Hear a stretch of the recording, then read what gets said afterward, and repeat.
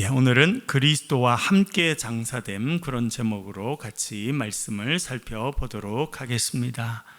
첫 번째는 그리스도의 할례라고 하는 그런 표현이 있는데, 성경 전체에서 딱 한 번만 사용되는 그런 표현입니다. 그 의미가 무엇인지 좀 더 살펴보겠습니다.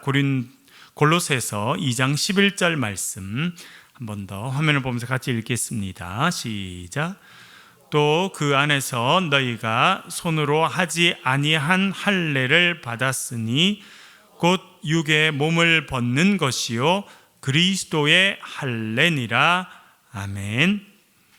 여러분, 할례라고 하는 것이 있습니다. 그것은 언약의 표시입니다. 하나님께서 아브라함과 언약을 맺으셨습니다. 계약을 맺으셨죠. 이것은 대단히 중요합니다. 그래서 서구 유럽을 중심으로 또 미국 또 그 영향을 받은 많은 나라들은 사실은 계약을 하는 문화가 형성되어 있습니다. 여러분, 우리나라는 계약이 중요합니까? 정이 중요합니까? 정이 중요한 상태로 있다가 점점 계약이 중요한 상태로 이제 바뀌어져 가고 있는 그런 가운데 있습니다. 서구 사회는 특별히 계약을 하는 것이 대단히 중요하고요. 그래서 법이 대단히 중요합니다. 우리나라는 여러분 다녀보면 경찰이 많이 보입니까? 별로 안 보입니까? 경찰이 많이 보여요? 안 보여요? 우리나라에만 있으니까 이게 경찰이 많은 건지 없는 건지 잘 모를 수가 있는데, 미국에 가보면 경찰들이 진짜 많습니다. 조금만 운전해서 가면 금방 경찰이 보입니다. 그리고 저희들이 LA에 살 때는 LA에 거기 장보러도 가게 되고 신방하러도 가게 되고 병원도 거기 있어서 가게 되는데, 거의 한 2번 가면 2번 중에 1번 정도는 경찰을 반드시 보고, 경찰이 이렇게 총을 꺼내서 사람을 이렇게 딱 가리키고 있고 사람이 막 벽에 손을 대고 있는 이런 장면을, 정말 영화에 나오는 장면을 아주 자주 보게 됩니다. 그리고 경찰차는 정말 많고요. 경찰차가 막 4대, 5대가 줄을 서서 이렇게 사이렌 소리를 내면서 막 추적하고 이런 장면, 영화에서만 보는 장면을 실제로 많이 보게 됩니다. 그만큼 어떻게 보면 그런 대도시에 범죄가 많다라고 하는 뜻이기도 하고, 또 그렇게 법을 집행하는 경찰들이 아주 큰 권한을 가지고 있습니다. 왜냐하면 다양한 민족들이 모였기 때문에 정을 나누고 이런 것은 통하지가 않습니다. 그래서 법 질서를 바르게 세우고, 법 질서를 세우는 범위 내에서 나라의 질서를 세우는 게 중요했기 때문에 미국 사회는 그렇게 발전하였습니다. 우리나라는 경찰을 잘 볼 수가 없습니다. 그렇게 하지 않아도 이렇게 안전하게 잘 이렇게 나라가 운영되고 평화를 누리고 살아가는 것은 참 큰 은혜다, 그렇게 생각할 수 있습니다. 계약 문화의 시작은 아브라함이 하나님과 언약을 맺은 것입니다. 여러분, 하나님께서 아브라함과 언약을 맺으신 것은 엄청난 일입니다. 왜 그렇습니까? 하나님은 창조주이시고 아브라함은 누구입니까? 피조물이죠. 근데 하나님께서 아브라함을 불러서 언약을 맺으셨다라고 하는 것은 아브라함을 어떻게 대한다는 것입니까? 파트너로 대한다는 거예요. 동등한 입장은 아니라 할지라도 적어도 그 사람을 중요하게 생각하고 적어도 계약의 파트너로 인정한다라고 하는 의미를 가지고 있습니다. 이것은 대단히 중요한 일입니다. 하나님께서는 우리 인간을 창조하셨습니다. 흙으로 아담을 만드시고 그 코에다가 생기를, breath of life, 생명의 바람을 불어넣으셔서 살아있는 존재가 되게 하셨습니다. 여러분, 어릴 때, 초등학교 다닐 때 진흙으로 사람이나 차나 이런 거 만들어 보신 적이 있으세요? 없으세요? 있죠. 그런 존재나 마찬가지라는 거. 얼마나 보잘것없습니까? 창조주 입장에서는 하나님의 손으로 만든 이 인간, 정말 완전히 질적으로 다른 그런 존재임에도 불구하고 하나님은 우리 인간들을 존중하시고 인간들을 사랑하시고 아껴주신다라고 하는 것이 극명하게 드러나는 것 중에 하나가 언약을 맺으신 것입니다.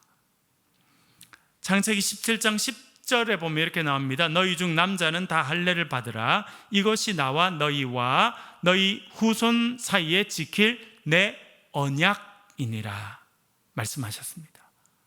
하나님께서는 인간과 언약을 맺으십니다. 인간을 파트너로 인정하신 거예요. 하나님께서 모든 것을 하시는 것이 아니라 하나님의 거룩한 역사를 이루어감에 있어서 인간을 파트너로 초청하시고 파트너로 인정해 주셨다라고 하는 대단히 중요한 의미를 가지고 있습니다. 그리고 그 계약의 결과, 언약의 결과로 하나님께서 요구하시는 것이 있는데 그것은 할례를 받는 것입니다. 표피를 베어내는 그 할례 행위를 통해서 사람들은 정체성을 가지게 됩니다. 여러분, 정체성은 대단히 중요합니다. 내가 누군가라고 하는 것이 정체성입니다. 지금 우리 대한민국이 겪고 있는 어려움 중에 하나는 이 정체성이 불분명해지는 일들이 더 많아진다라고 하는 것입니다. 우리는 대한민국 국민이다라고 하는 생각들을 여기 있는 우리 어르신들, 많은 분들은 더 깊이 가지고 있습니다. 왜냐하면 우리보다 더 또 선조들은 나라가 없는 경험을 했습니다. 우리나라 말이 있고 우리나라 언어가 있고 이름이 있지만 그 말을 쓰지 못하고 언어를 쓰지 못하고 이름을 쓰지 못하고 사람으로서 존귀하게 태어났지만 존귀함을 인정받지 못하는 그런 일제시대를 지나고 또한 6.25 시대를 지나고 그러면서 나라가 얼마나 중요한지를 많이 생각해서 나는 대한민국 국민이다. 그래서 우리 대한민국이 잘 서기 위해서는 내가 헌신할 수 있고 희생할 수 있다. 그런 생각을 가지고 살았습니다. 그래서 열심히 일을 하고 노력하고 했던 그렇게 나라가 발전해야 내가 살 수 있다. 이런 생각들이 많았기 때문에 그런 발전을 이루게 되었습니다. 그러나 지금은 그런 생각들이 점점 더 좀 적어지고 있는 것이 사실입니다. 그것은 나라가 이제 좀 안정됐기 때문이기도 하고 국제화됐기 때문이기도 합니다만 정체성이 점점 작아지는 것은 큰 어려움 중에 하나입니다. 많은 젊은이들은 이제는 나만 편하면 된다 이렇게 생각합니다. 예를 들어 지난번에도 말씀드렸다시피 우리나라는 이제 참 서글프게도 멀리 보면 소멸돼 가는 국가로 접어들게 됐습니다. 왜냐하면 인구가 점점 줄어들고 젊은이들이 결혼하지 않고 아이를 낳지 않기 때문에 그렇습니다. 시간이 지나면 점점 나라는 작아지고 결국은 소멸할 수 있다. 그런 생각을 갖고 있죠. 그러면 젊은이들에게 야, 나라가 소멸해서 되겠냐? 결혼해서 아이 낳아라. 그렇게 70년대 80년대 이야기하면 사람들이 받아들였을 거예요. 그러나 지금은 나라의 존재 그리고 나라가 잘 사는 것보다는 내가 편안한 것이 훨씬 더 중요한 가치가 되었습니다. 그래서 결혼하지 않습니다. 그 힘든 일을 제가 왜 해요? 그렇게 하는 청년들도 대단히 많다는 것입니다. 그래서 그런 부분에 위기를 겪고 있는데 그 중에 하나가 정체성이 제대로 돼 있지 않은 부분들이 많다. 그렇게 생각이 됩니다. 정체성과 관련되어 있는 것이 이 할례라고 하는 것입니다. 여러분, 요즘 시대 때도 저도 미국에서 한 10년 정도 유학도 하고 목회도 하고 살아봤는데 미국 사회를 움직이는 큰 힘을 갖고 있는 사람들 가운데 한 명이 유태인들입니다. 말씀드린 것처럼 유태인들은 전 세계 인구의 0.2%밖에 되지 않습니다. 그러나 노벨상 수상자의 25% 가까이는 유태인들입니다. 그리고 여러분 잘 아시다시피 엄청난 사업가들이나 또 학계에 뛰어난 사람들이나 그런 분들 가운데 유태인들이 대단히 많습니다. 미국에도 유태인들의 역할이 얼마나 큰지 모릅니다. 최고의 학자들, 언론인들, 방송인들, 영화 감독, 뭐 그런 분들 가운데 유태인들이 대단히 많습니다. 왜 그럴까? 늘 그것이 우리의 주제 중에 하나인데, 그 중에 하나는 유태인들은 우리가 유태인이라는 교육을 아주 강력하게 시킨다는 것입니다. 제가 한번 이스라엘에 간 적이 있었는데 깜짝 놀란 일이 한 번 있었습니다. 여러분, 이스라엘도 지금 가면 예루살렘에 있고요, 예루살렘에 통곡의 벽이라고 하는 데가 있습니다. 통곡의 벽. 왜? 거기 와서 사람들이 다 울고 또 기도하고 그렇게 합니다. 그 통곡의 벽은 이스라엘 백성들이 지금은 다 무너지고 없는 옛 성전의 일부가 땅 밑에 남아 있었는데, 그 땅 밑에 남아 있는 성전의 일부, 그러니까 성전을 바치던 기둥으로 쓰여졌던 땅 밑에 있던 구조물들을 파내고 거기다 손을 얹고 기도하는 겁니다. 우리나라가 하나님의 선민이었는데 하나님을 온전히 섬기지 못해서 그 성이 완전히 파괴되고 포로로 끌려가고 그런 고통을 겪었는데, 다시는 우리 가운데 그런 고통이 없으면 좋겠다. 유태인들이 거기 가서 이렇게 벽에다가 탁 손을 대고, 그리고 벽이 이렇게 보면 큰 돌로 이렇게 연결되어 있는데 그 가운데 보면 하얀 게 많이 껴 있어요. 그 뭐냐면 기도문을 적어가지고 그 사이에 다 끼워요, 사람들이. 그리고 손을 탁 대고 이렇게 기도하고, 또 랍비들이나 또 경건한 유대인들은 거기 와서 이렇게 벽에다 손을 대고 막 이렇게 토라, 조그마한 성경을 들고 막 몸을 이렇게 흔들면서 막 이렇게 성경을 읽고 뭐 그런 장면들이 있어요. 근데 한 곳에는 갔더니 성인식을 하는 겁니다. 성인식.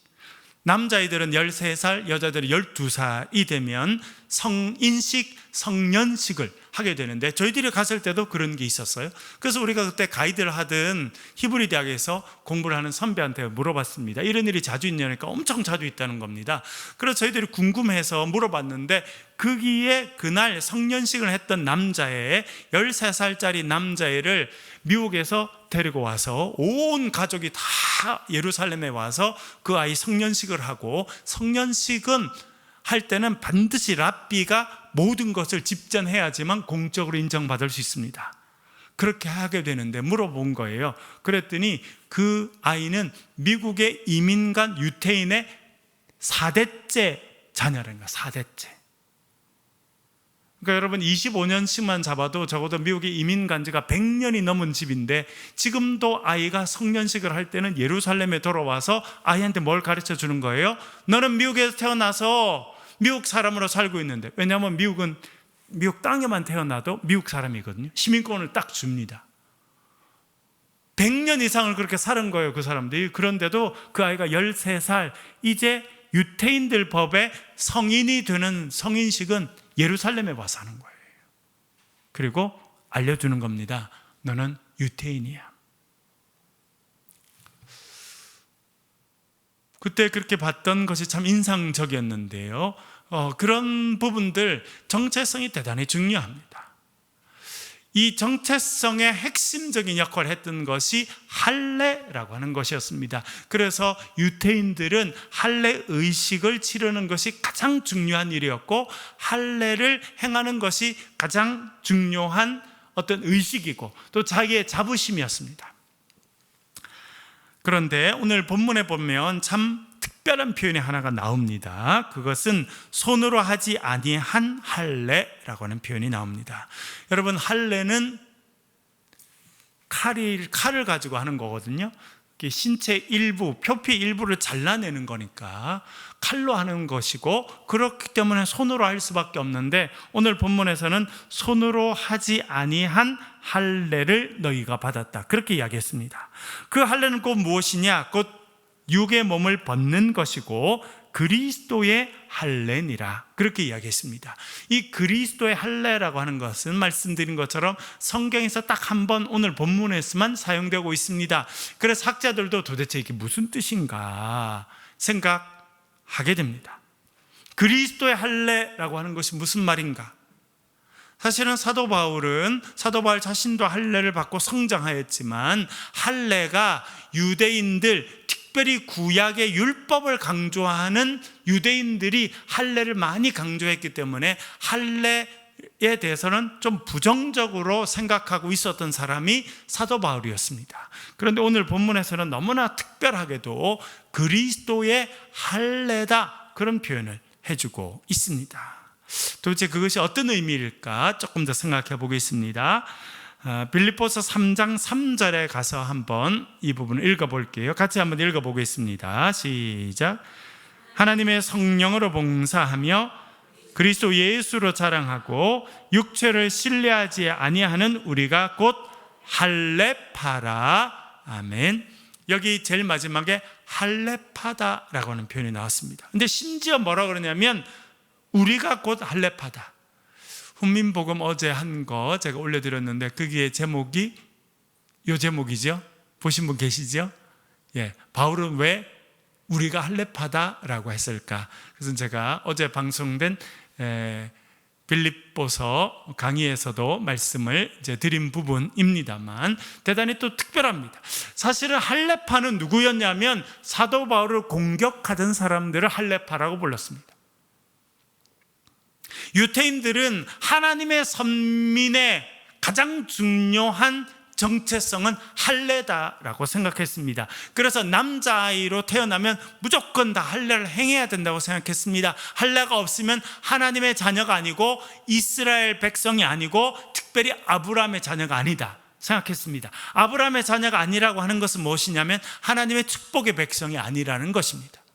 그런데 바울은 이방 세계에 다니면서 복음을 전합니다. 빌립보, 데살로니가, 베레아, 고린도, 에베소 이런 우리 신약 성경에 많은 그 신약 성경의 부분들이 편지인데 이런 도시에 세워진 교회들에 보내진 그런 편지이거든요. 거기는 유대인들이 살던 지역이 아니었습니다. 일부는 그 도시에 유대인들이 살 수 있었습니다만 대부분은 이방인들, 유대인들이 아닌 사람들이었습니다. 할례를 받지 않는 사람들이었습니다. 바울은 그 사람들에게 복음을 전한 다음에 할례를 받으라고 했습니까? 받지 않아도 된다고 했습니까? 받지 않아도 되고 받을 필요가 없다라고 이야기했습니다. 하나님께서 이제는 바꾸어 주셨다는 겁니다. 예수 그리스도 이전에는 할례를 받는 것이 하나님의 자녀의 표시였습니다. 그러나 이제 예수 그리스도 안에서 하나님은 완전히 새로운 일을 이루시게 됩니다. 완전히 새로운 방식으로 하나님의 백성들을 부르시고 선택하시고 구원하시는데 그것은 할례가 아니라 믿음이라 가르쳤습니다. 그래서 할례 받을 필요가 없다고 이야기했습니다. 그런데 예루살렘에 있던 유대인들 가운데 예수 믿는 사람들이 있었습니다. 그 중에 어떤 사람들은 대단히 보수적이고 또 강경파였습니다. 그래서 이 사람들은 무슨 소리냐? 구약을 성경을 봐라. 하나님께서 아브라함과 언약을 맺었지. 그리고 아브라함 말씀하셨지. 너희들은 할례를 행해라. 난지 8일 만에 할례를 행해라. 심지어 너희 집에 있는 종들에게도 다 행해라. 그렇게 말씀하셨고, 그래서 할례는 하나님의 백성의 표시다 라고 이야기합니다. 그래서 예수 믿고 믿음으로 구원받는 것으로 충분하지 않고 할례까지 받아야 된다라고 생각하는 사람이 예루살렘 교회 안에 있었습니다. 그 사람들을 학자들이 부르는 말은 할례파, 할례당이라고 불렀습니다. 할례파, 그러니까 바리새파가 있고 사두개파가 있는 것처럼 할례를 받아야 온전한 하나님의 백성이 되는 것이다 라고 했던 사람들이 교회 안에 있었다는 거예요. 예루살렘 교회 안에. 그 사람들을 할례파, 할례당이라고 불렀습니다. 그런데 그 사람들이 주로 공격한 사람이 사도 바울이었습니다. 왜냐하면 사도 바울은 할례가 필요 없다고 가르쳤거든요. 음식법 필요 없다고 가르쳤습니다. 제가 지난번에 한번 말씀드렸습니다만 이스라엘에 가서 여러분 맥도날드 이런 데 가면 햄버거 중에 없는 햄버거가 있습니다. 뭔지 아십니까? 치즈버거는 절대 없습니다. 치즈버거는 없어요. 왜냐하면 여러분 햄버거는 기본적으로 햄, 이렇게 빵에다가 가운데 뭐 햄은 아니고요. 사실은 고기 패티, 고기를 이렇게 다진 패티를 집어넣는데 대부분 소고기가 쓰입니다. 그렇죠? 예, 소고기가 쓰이는데 치즈버거가 되려고 그러면 거기다가 뭘 올려야 치즈버거가 됩니까? 치즈를 넣어야 치즈버거가 됩니다. 그런데 구약, 출애굽기, 레위기 여러 곳에 보면 무슨 표현이 나오냐면 새끼를 그의 어미의 젖으로 삼지 말라는 표현이 서너 번 나옵니다. 그거를 유태인들은 그대로 받아들인 거예요. 유태인들도 염소고기를 먹고 또 소고기도 먹습니다. 돼지고기는 안 먹습니다. 제가 엊그제 좀 당황한 게 있었어요. 토요일 날 텔레모스 목사님 모시고 왔잖아요. 그래서 원래는 동대구에 오기로 했는데 하여튼 도와주는 분이 좀 뭐가 잘 안 돼가지고 동대구에 출발하는 열차를 못 탄다는 거예요. 그래서 막 표를 막 알아봐가지고 표를 제가 바꿨어요. 그래서 보니까 동대구까지 오는 표는 없고 또 김천까지 오는 표가 있어서 그래서 막 서울역으로 갔다가 그분들이 내려오고 제가 또 김천에 가서 막 모시고 오고 이렇게 했는데 제가 저녁을 어떻게 대접할까 하다가 삼겹살이 참 맛있잖아요. 삼겹살 지부를 딱 정해놨어요, 제가. 그래서 오면서 뭐 여러 가지 이야기를 하다가 그래서 뭐 어떤 음식을 드시냐, 내가 에티오피아 가서는 염소고기 많이 먹었어요. 이분들이 염소고기를 대접해서 내놓더라고요. 그래서 염소고기도 먹고 막 그런다 그렇게 했더니 자기도 좋아한다는 거예요. 그래서 뭐 양고기 잘 먹는, 소고기 잘 먹는다는 거예요. 그래서 돼지고기 안 먹는다는 거예요. 유대인들도 절대 안 먹거든요. 이슬람을 믿는 무슬림들도 절대 안 먹습니다, 돼지고기. 제가 너무 당황스러운 거예요. 제가 삼겹살집으로 모시고 가려고 해놨는데, 그래서 제가 먹으면서 아내 보고 삼겹살집 안 된답니다. 빨리 소고기 이렇게 불고기 같은 거 하는 걸 빨리 알아봐 달라. 제가 뭐 그래가지고 거기를 이렇게 모시고 가게 됐는데요. 이렇게 고기를 이제 그분들도 먹긴 먹는데 딱 그 율법에 어떤 말씀이 나오냐면 어미의 젖으로 새끼를 삶으면 안 된다. 그러니까 이 유대인들은 뭐 양고기도 먹고 염소고기도 먹고 소고기도 먹는데 뭐는 절대 먹지 말아야 되냐면 우유, 엄마의 젖인 우유와 고기는 절대 같이 먹으면 안 됩니다. 제가 정확하게 모르겠는데 3시간인가 5시간인가 안에는 절대 먹으면 안 돼. 그러니까 예를 들어 고기를 먹었죠. 그러니까 우유는 최소한 3시간 뒤에 마셔야 되는 거예요. 아침에 우유를 마셨잖아요. 그러면 시간 범위를 두고 점심 때 고기를 먹어야 되는 거예요. 적어도 소화시키는 과정이라도 그게 섞이면 안 된다는 거예요. 아주 잘 사는 거예요? 못 사는 거예요? 우리 때가는 불편하죠, 그렇죠? 돼지고기 그 맛있는 거 왜 안 먹어? 그냥 고기 먹으면서 우유 한 잔도 할 수 있지. 그렇지 않다는 거예요. 그래서 이스라엘은 그런 걸 철저히 지켜서 이스라엘에 있는 맥도날드에는 치즈버거라는 메뉴는 절대 없습니다. 지금도 그렇게 지키는 부분들이 많이 있습니다. 왜 그러냐면 그것이 정체성이, 이스라엘 백성들은 심지어 미국에 있는 사람들 가운데서도 아주 열심으로 율법을 지키는 사람들이 있습니다. 그 사람들은 지금도 절대 치즈버거는 먹지 않습니다. 할례를 받는 것이 정체성을 지키는 것이고 평소에 음식을 먹을 때도 음식을 가려서 먹는 겁니다. 그러면서 뭘 알려주는 거예요? 정체성을 알려주는 것입니다.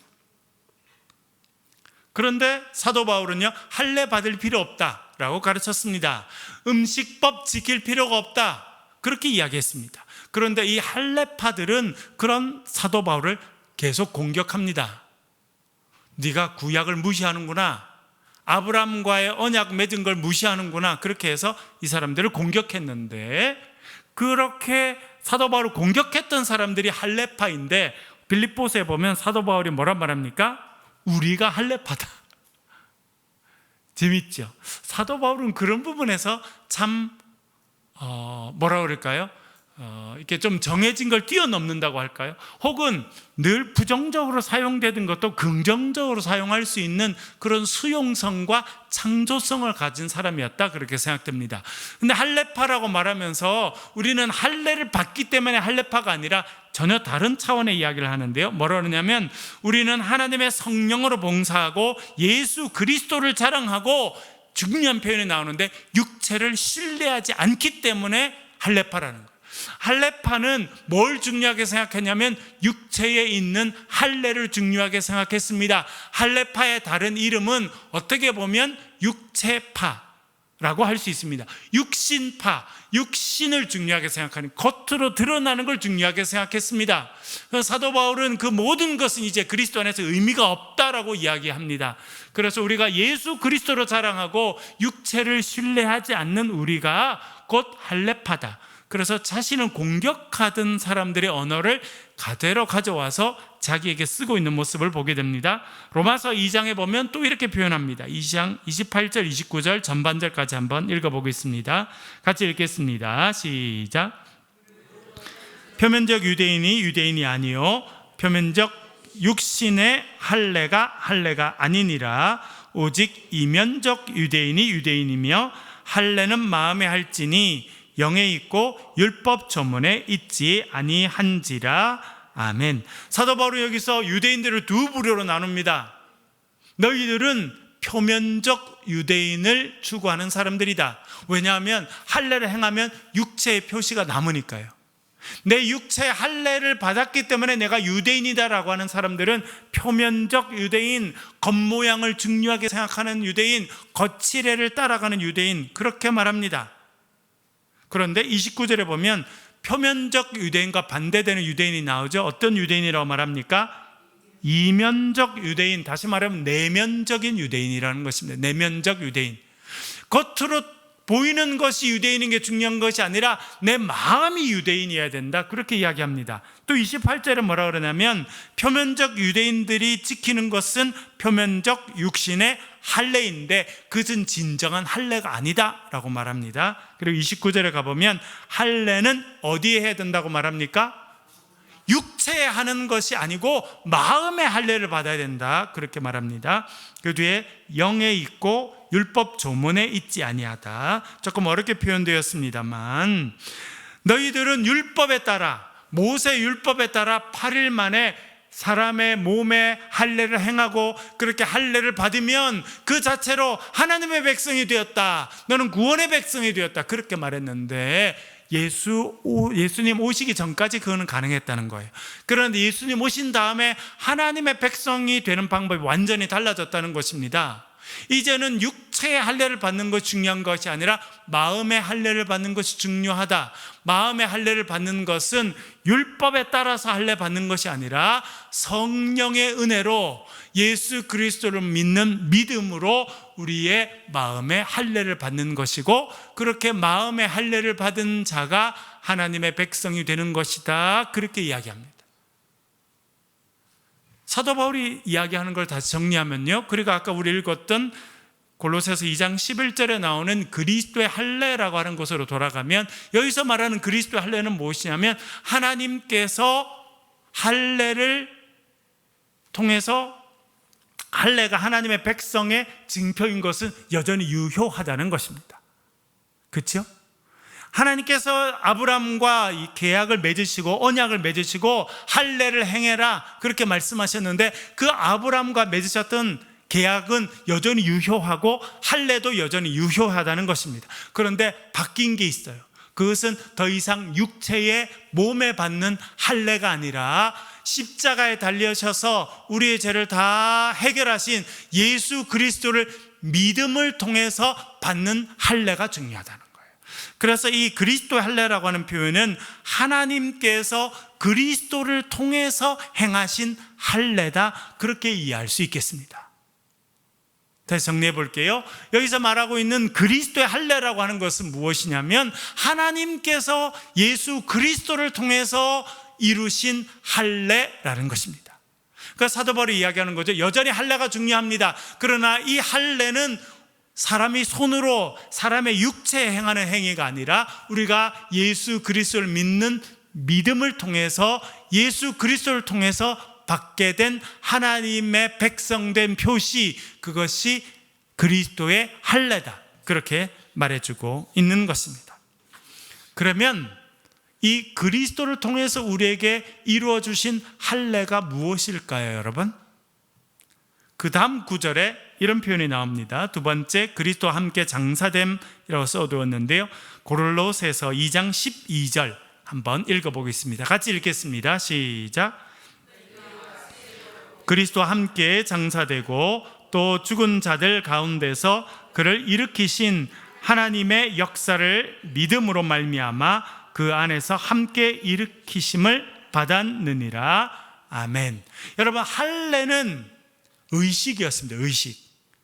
제가 목회를 하면서 여러 가지 생각을 많이 할 때가 있었는데 그 중에 하나가 뭐냐면, 왜 세례를 하지? 왜 결혼식을 하지? 왜 장례식을 하지? 생각해 본 적이 있었습니다. 여러분 보세요. 돌잔치를 하죠. 결혼식을 하죠. 세례를 베풀죠. 그리고 장례식을 합니다. 인간에 태어나서 생이 쭉 될 때 중요한 일이 있으면 그것을 뭘로 만들어 놨냐면 예식으로 만들어 두었습니다. 예식으로. 여러분, 결혼식 하는 것이 중요합니까? 혼인신고하는 것이 중요합니까? 네? 둘 다 중요하긴 하죠. 여러분들은 뭐가 더 중요하다고 생각되십니까? 우리 문화적으로 뭐가 더 중요해요? 결혼식 자체가 훨씬 중요합니다. 결혼식 안 해도 두 사람이 가서 사인해서 혼인신고하면 법적으로 부부가 되고 모든 혜택을 다 받을 수 있어요. 법적으로는 부부입니다. 그러나 우리는 혼인신고는 니들이 알아서 하지만 결혼식에 엄청 신경을 쓰잖아요. 왜 그래요? 예식을 통해서 공적으로 선언되고 표현되는 것입니다. 예식은 우리가 하는 것을 공적으로 많은 사람들에게 알려주고 공적으로 인정받는 행위이기 때문에 예식이 대단히 중요합니다.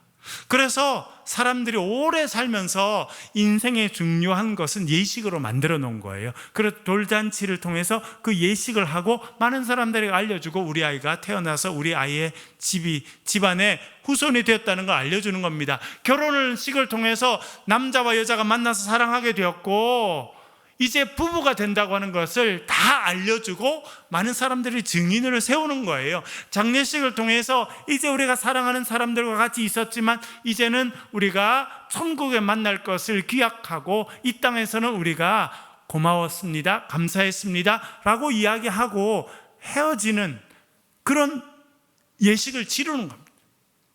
그래서 예식이 참 중요하구나 라고 하는 생각들을 제가 목회하면서 배워가게 됩니다. 근데 여러분, 할례는 이스라엘 백성들에게 가장 중요한 예식 중에 하나였습니다. 왜냐하면 남자아이가 태어나서 8일 만에 할례를 행할 때는 온 집안의 축제였어요. 우리가 마치 돌잔치 하는 것처럼. 왜냐하면 아이가 태어났고 그 아이가 이제 할례를 함을 통해서 온전한 유대인이요, 온전한 아브라함의 후손이요, 온전한 하나님의 백성이 되었음을 많은 사람들에게 공표하는 예식이 할례였습니다. 그런데 사도 바울은 그 몸에 행하는 할례는 끝났다라고 선포했습니다. 그러면 그것이 아예 없어진 걸까요? 아닙니다. 새로운 형태의 예식이 생겨나게 되었습니다. 그것이 무엇입니까? 세례라는 거예요. 세례. 이 세례는 더 이상 우리 육체의 표피의 일부를 자르는 것이 아닙니다. 세례는 내가 죽고 그리스도 안에서 내가 다시 태어나는 예식입니다. 이제는 칼로 피부의 일부를 잘라내는 것이 아니라 물속에 들어갔다가 나오는 이 예식을 통해서 이전에 내가 죽고 내가 그리스도 안에서 하나님의 자녀로 다시 태어나게 되었다라고 하는 것을 공적으로 선포하는 행위가 세례입니다. 그래서 세례는 대단히 중요합니다. 특별히 16세기 1517년 마틴 루터의 종교개혁 이후로 그 뒤에 칼뱅을 통해서 이제 개신교회, 우리가 소위 말하는 프로테스탄트 개신교회가 온전히 성립하게 되고, 개신교회가 성립한 것은 세계 인류 역사를 바꾼 위대한 사건 중에 하나가 되었는데요, 그 개신교회가 나면서 구교라고 불려졌던 카톨릭은 7번의 중요한 예식이 있습니다. 7번의 중요한 예식, 칠성례라고 하는데요, 그것이 많이 축소가 되게 됩니다. 이제 개신교회, 개혁교회 오게 되면서는 그렇게 겉으로 행하는, 여러분 카톨릭 예배 참여해 보셨어요? 미사에? 네, 저는 일부러 명동성당에 가서 참여해 보았습니다. 도대체 어떻게 하는지. 아주 예전이 중요합니다. 그래서 입는 옷이 중요하고, 여러분 지난번에 그 찰스 황태자가 이제 왕이 되는 모습 여러분 보셨죠? 성직자들이 옷을 막 이렇게 입고 오고, 막 의자를 이렇게 하고, 막 이렇게 뭘 이렇게 봉 같은 걸 주고 전달하고 머리에 씌우고, 이게 다 예식이거든요. 그러니까 예식하는 것이 대단히 중요하다 이렇게 했고, 그 영국 교회는 여전히 가톨릭 교회와 개신교회 사이쯤에 되기 때문에 예전을 엄청 강조하는구나 하는 걸 저도 이번에 다시 한번 좀 더 보게 됐는데요. 우리가 개혁교회가 되면서 많은 예식들은 없애버립니다. 되게 단순화시켰는데 절대 없애지 않은 것이 있습니다. 그것이 뭡니까? 두 개가 딱 남아있어요. 그게 뭡니까? 세례와 성만찬은 여전히 남아있습니다. 교회에서 하는 가장 중요한 예식은요, 세례라는 거예요. 세례. 왜냐하면 그것이 우리가 공적으로 하나님의 백성이 되었음을 인정받는 중요한 예식이기 때문에 그렇습니다. 그런데 이제 세례는 완전히 의미가 달라지는데요. 세례는 뭐냐면 12절에 보면 세례로 그리스도와 함께 장사되고 또 죽은 자들 가운데서 그를 일으키신 하나님의 역사를 믿음으로 말미암아 그 안에서 함께 일으키심을 받았음이니라, 그렇게 말해주고 있습니다. 세례는 무엇이냐면 내가 그리스도와 함께 어떻게 되었다고요? 장사됐다, 죽었다는 것입니다. 나는 죽게 됩니다. 그런데 살아나게 되는데, 부활에 동참하게 되는데, 그 가운데 있는 가장 중요한 역할을 하는 것이 단어 하나가 나오죠. 그것이 무엇입니까? 그를 죽은 자들 가운데 일으키신 하나님의 역사를 뭐 하는 걸요? 믿음으로 우리가 부활에 동참하는 자가 되었다, 그렇게 말해주고 있습니다. 로마서 6장이 세례에 있어서 가장 중요한 신학적인 선언이 있는 것은 로마서 6장입니다. 쉽지는 않습니다만 우리가 3절 4절부터 한번 읽어볼게요. 같이 한번 읽어보겠습니다. 시작. 무릇 그리스도 예수와 합하여 세례를 받은 우리는 그의 죽으심과 합하여 세례를 받은 줄을 알지 못하느냐. 그러므로 우리가 그의 죽으심과 합하여 세례를 받음으로 그와 함께 장사되었나니, 이는 아버지의 영광으로 말미암아 그리스도를 죽은 자 가운데서 살리심과 같이 새 생명 가운데서 행하게 하려 함이라. 아멘. 세례는 뭐라고 말합니까? 그리스도와 함께 어떻게 됐다고요? 죽고 장사된 것이다, 그렇게 말해주고 있습니다.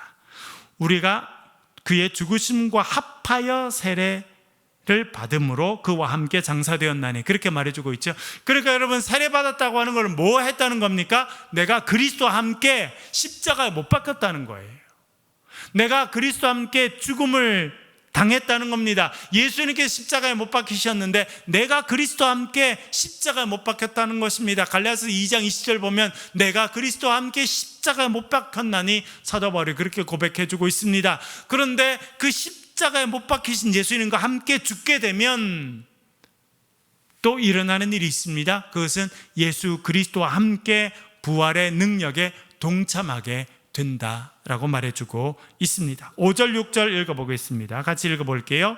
시작. 만일 우리가 그의 죽으심과 같은 모양으로 연합한 자가 되었으면 또한 그의 부활과 같은 모양으로 연합한 자도 되리라.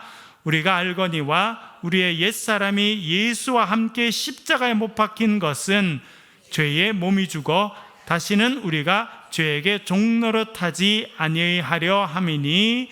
아멘. 여기서 중요한 게 나옵니다. 왜 십자가에 못 박히는 것이 중요하느냐? 왜 예수 그리스도와 함께 세례 받는다고 하는 것은 예수 그리스도와 함께 죽었다고 하는 것을 이야기하느냐? 우리의 이전에 우리의 삶이 죽었다라고 선포하는 이유는 이제는 더 이상 우리가 뭐에 종노릇하지 않기 위함이라고요?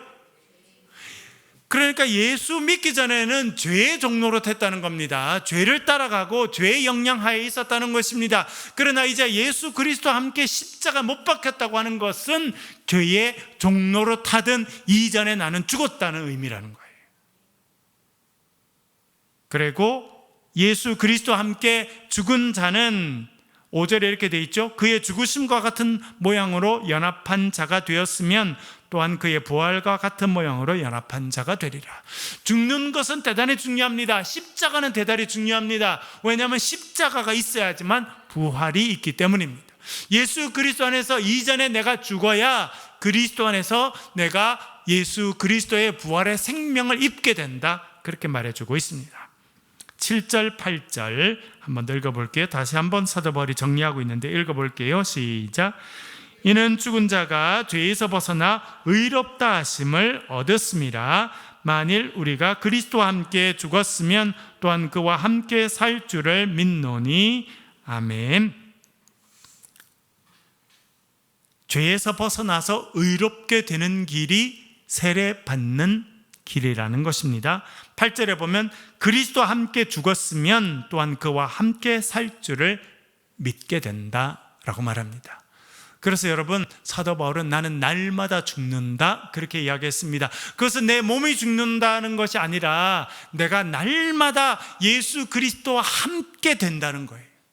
예수 그리스도가 내 안에, 내가 그리스도 안에 있게 되면 나는 그리스도와 함께 죽게 되고 그리스도와 함께 새 생명을 얻게 된다는 것입니다. 여러분, 다 세례 받으셨죠? 그 세례가 한 번, 내가 30년, 40년 전에 받았던, 한 번 받았던 세례로 끝나는 것이 아니라 우리의 삶에 날마다 그리스도와 함께 죽고 그리스도와 함께 생명을 얻는 그 세례 역사가 날마다 여러분의 삶에 있을 수 있기를 간절히 바랍니다. 죄에 복종하던 나는 날마다 죽고 하나님의 뜻에 복종하는 나로 날마다 태어나는 그런 저와 여러분의 인생이 되실 수 있기를 주의 이름으로 간절히 축원합니다. 기도하겠습니다.